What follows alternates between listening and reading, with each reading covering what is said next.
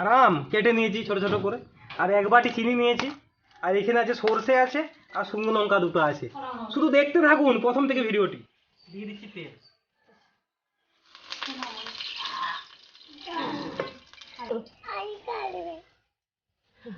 Like করবেন, comment করবেন। বলবো জয় যিশু। দেখুন বন্ধুরা তেল গরম হয়ে গেছে, এরপরে দিয়ে দেবো সরষা, লঙ্কা, তেজপাতা দিয়ে দেবো তেলের মধ্যে। দেখুন লঙ্কা তেজপাতা ভাজা হয়ে গেছে, এরপরে আমগুলো দিয়ে দেবো।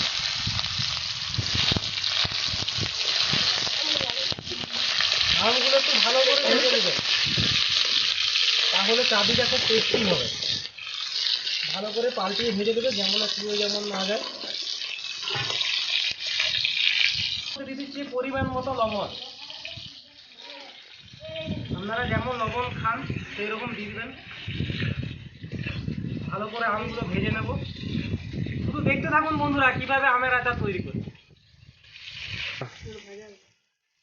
আমগুলো একটু ভালো করে ভেজে নিতে হবে।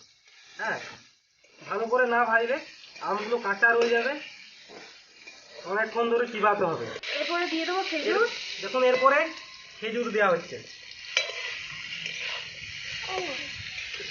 এত রোদ, রোদে একদম কি বলবো, একদম মানে দেখা যাচ্ছে রোদে।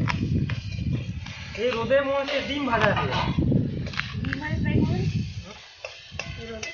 রোদে যেটা ডিম ভাজা বলছে তো ওটা ফালতু কথা, রোদে কোনো ডিম ভাজা যায়নি।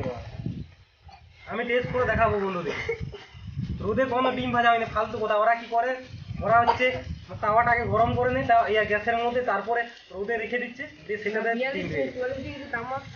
না না হয়নি, অনেক টেস্ট করে দেখেছি হয়নি।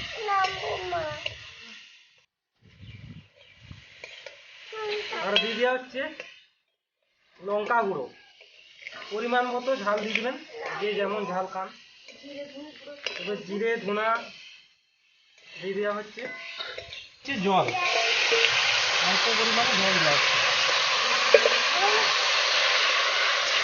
দেখুন বন্ধুরা কালারটা, শুধু কালারটা এসছে দেখুন। এরপরে এর মধ্যে দিয়ে দিচ্ছি চিনি। আর আমের চাটনি যত চিনি বেশি দিবেন তত মিষ্টি লাগবে এবং খেতেও খুব সুন্দর লাগবে। আর চিনি কম দিলে একটু টক লাগবে, চিনিটা একটু বেশি পরিমাণ দিয়ে চেষ্টা করবেন। এরপরে একটু বেশিক্ষণ ধরে সিদ্ধ করে নেব। রোদের সময় তো চাটনি খাওয়ার মজাটাই আলাদা। শুধু কালারটা দেখুন, কালারটা শুধু। এভাবে বাড়িতে রান্না করবেন বন্ধুরা, রেসিপিটি অবশ্যই একবার ট্রাই করে দেখবেন আপনারা। চাটনিটা প্রায় হয়ে এসছে, এরপরে নামিয়ে নেব। দেখুন বন্ধুরা আমাদের আমের চাটনি হয়ে গেছে, এবার নামিয়ে নিচ্ছি।